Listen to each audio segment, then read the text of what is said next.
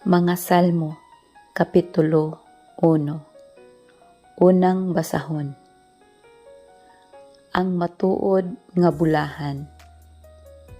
Bulahan ang dili mamati sa tambag sa mga dautan, o musunod sa gibuhat sa mga makasasala, o makig-abin kanila nga wala moila sa Dios.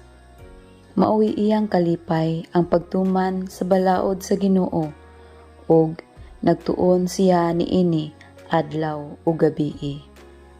Sama siya sa kahoy nga nagtubo, daplin sa usa ka sapa, og mamunga sa tingbunga, og ang dahon niini dili malaya.